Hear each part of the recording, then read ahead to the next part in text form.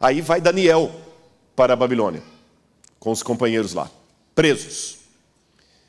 Irmãos, o que significou o cativeiro para Daniel nessa situação? Imagina agora a cabeça de Daniel. Daniel, pela passagem bíblica ali no hebraico, Daniel era um jovem de uns 13 a 15 anos. Um adolescente.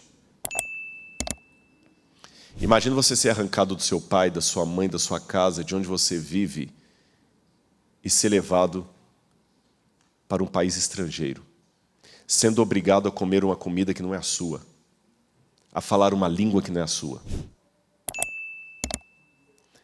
E querem piorar a coisa? Quando eu ouvi a primeira vez o que eu vou dizer aqui, eu me assustei. Foi numa aula lá na Universidade de Andrews. O professor Jacques Ducan estava tendo aula sobre Daniel com Jacques Ducan. Quando ele levantou a possibilidade de Daniel ter sido castrado. Até então eu nunca tinha ouvido falar disso. A gente não pode afirmar para longe de qualquer questionamento que isso aconteceu, mas a possibilidade é muito interessante. Porque, estão vendo esse quadro, esse panorama aí? Isso é da Assíria. A Babilônia copiou muito a moda da Assíria. Vocês estão vendo um homem com barba e asas? Aquele é um lamaço, que seria uma versão assíria do querubim. E ele está do outro lado, ele está de costas, do outro lado você tem um homem bebendo uma tigela, com barba também, percebem? É o rei. Mas você tem mais outros dois homens lá que tem uma diferença. Eles não têm barbas. Eles estão com o rosto rechonchudo. E o que está escrito em linguagem cuneiforme ali é que aqueles homens eram eunucos do rei.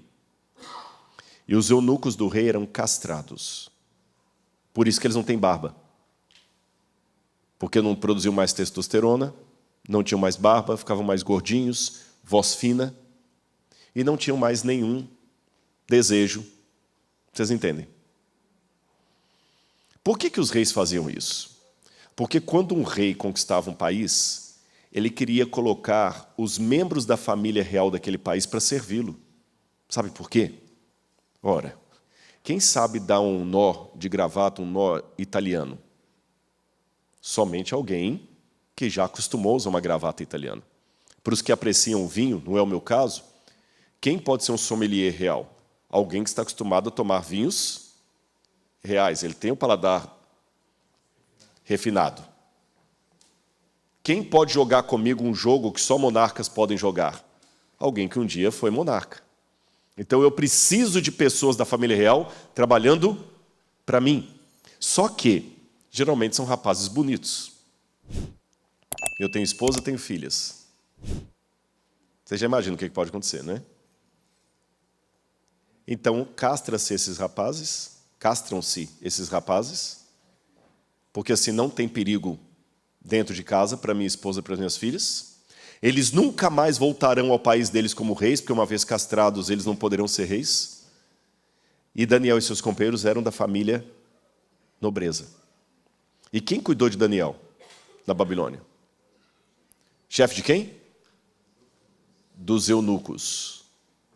Normalmente, o chefe dos bombeiros prepara bombeiros. O chefe dos enfermeiros prepara enfermeiros. O chefe dos pastores prepara pastores. O chefe dos eunucos prepara eunucos.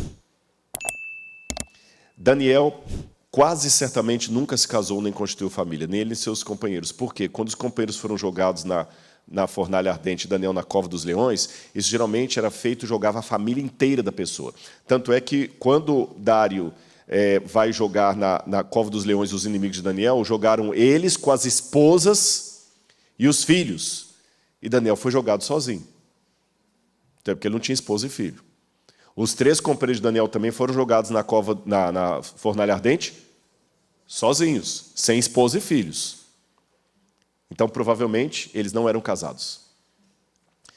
Isaías capítulo 39, verso 7. Isaías 39, verso 7. Olha o que Deus falou para os judeus através do profeta Isaías. O mesmo que falou que a Babilônia viraria como Sodoma e Gomorra. Alguns dos seus próprios filhos, gerados por você, serão levados para serem eunucos no palácio do rei da Babilônia. Eu repito, para ficar bem claro, não é uma certeza absoluta, é uma hipótese, mas que ela tem sua argumentação. Nem o Dr. Jacques Ducan coloca isso como certeza absoluta, mas tem a sua argumentação.